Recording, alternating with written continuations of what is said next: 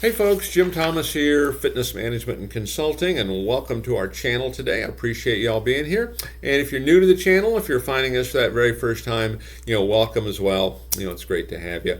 And our topic for you today, it's how to identify sales reluctance.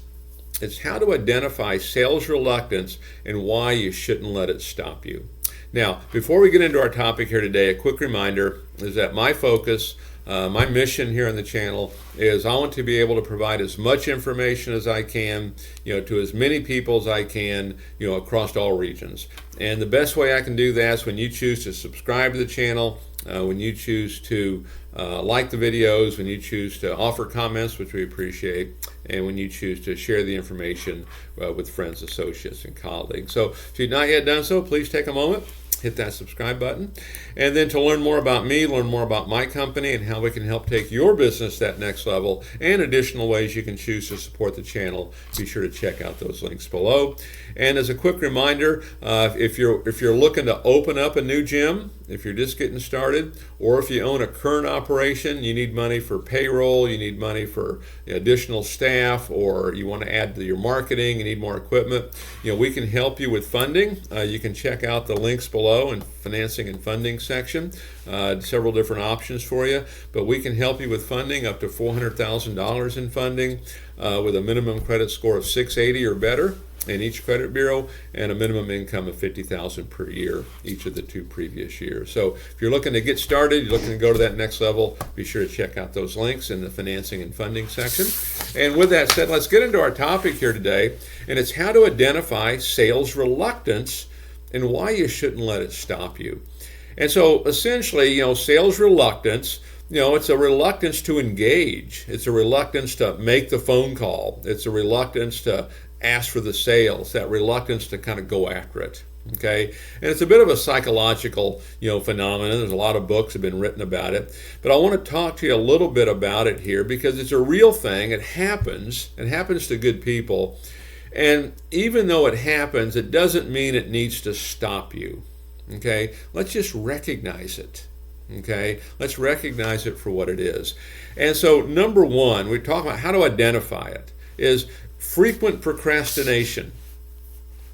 Okay, this morning, are you looking at leads? Are you watching this, first thing in the morning before you start your day? Do you have plenty of leads to call? And typically, if we're in that call reluctance mode, we procrastinate. We find all these other things to do. We'll start looking through all the leads. Well, who should I call first? Okay, but anything that you're frequently procrastinating at, that's probably going to come under the heading of sales reluctance. There's a fear in there, a fear of rejection perhaps. But this happens to everybody, I think, at some point. Don't let it stop you. Don't let it stop you. Number two, and kind of along the lines with what I'm talking about there, is we simply over-prepare. We over-prepare. It's I call this all the time, when people are, they're putting things off and that have this perfection. I got to over prepare. I got to be perfect. I've always referred to it as sophisticated procrastination. Okay, sophisticated procrastination. I'm over preparing. But the reason we're over preparing many times is just to avoid that engagement, is to avoid making the phone call, avoid asking for the sale, avoid going out and prospecting, avoid engaging. We over prepare. And so let's recognize this. Okay, is it happening? Is it happening to you? This stuff does happen. Okay, I know my mindset's always been on so much of this, just go for it. Don't wait to be perfect. If you make a mistake, we'll just fix it. Okay? And if you've got that mode, you're probably rolling pretty well. But don't wait to be perfect. Number three, this one is a big telltale sign of sales reluctance that I see a lot of. It's not asking for referrals. Not asking for referrals.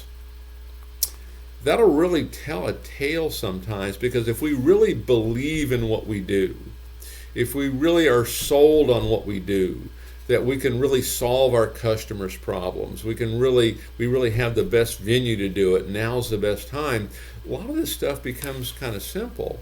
But if you find that you're not asking for referrals, that could be a telltale sign that you have sales reluctance.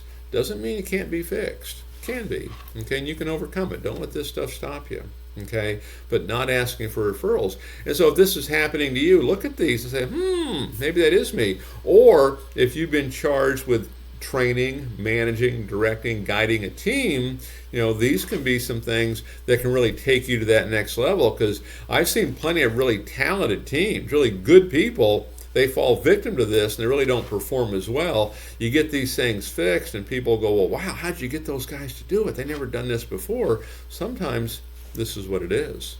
Okay. And then number 4 on my list on how to identify sales reluctance and why you shouldn't let it stop you. We always anticipate the worst case scenario. We always anticipate the worst case scenario. Oh, they're never going to buy. They're not going to be interested. And one of the big things that gets into that is that issue of prejudging. We think we know what the outcome's going to be before we even get started. Okay, we anticipate the worst case scenario. And I can tell you one of the things that happens, I see this kind of internally in clubs, is sometimes in an effort to provide good service, we give up key steps of the sales process. And the reality is, if you give up key steps of the sales process, you may never get a chance to give good service. Okay, you have to get these folks involved in your facility before you can give good service, right? So sometimes we'll do that. We'll anticipate worst case scenario. Well, all they wanted was prices. They're going to come back later. Doesn't mean you can't give them a tour. Doesn't mean you can't show them how you can solve their problem. Doesn't mean you can't ask them to become a member. But when we identify what's causing this, we anticipate worst case.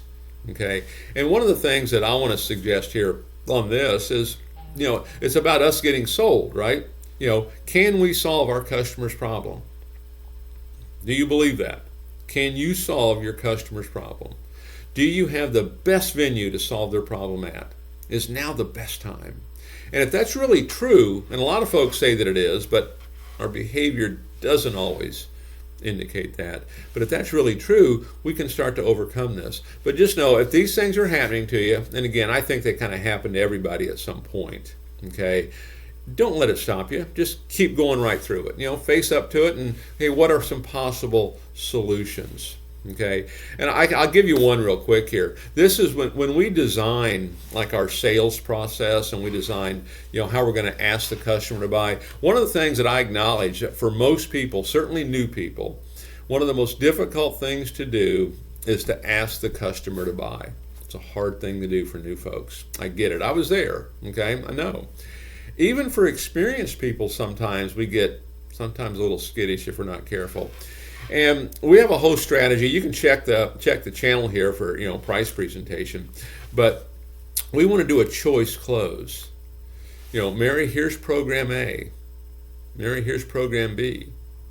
Mary, both these programs can help you get in the best shape of your life. Mary, both these programs can help you lose weight and get off that medication.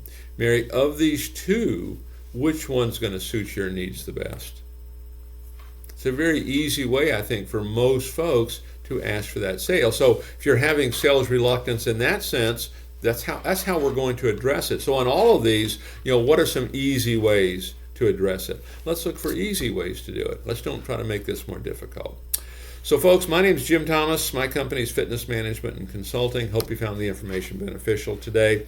And as a quick reminder, my focus, my mission here in the channel is I want to be able to provide as much information as I can to as many people as I can, across all regions. And the best way I can do that is when you choose to subscribe to the channel, when you choose to like the videos, you choose to offer comments, and you choose to share the information. So if you've not done so, now's a great time to do it. Hit that subscribe button. We appreciate it. And then to learn more about me, learn more about my company and how we can help take your business that next level, and additional ways you can choose to support the channel, check out those links below. And again, for you folks that are looking to open a new facility, you need funding, you need financing, or you have an existing facility, you want to expand your marketing, you want to add more equipment, you want to add more staff, we can help you with funding for up to $400,000 in funding with a minimum credit score of 680 or better, minimum income of $50,000 per year each of the last 2 years or better. Check out those links below. We can help get you funded. Appreciate y'all being here, and we look forward to seeing y'all in that next video.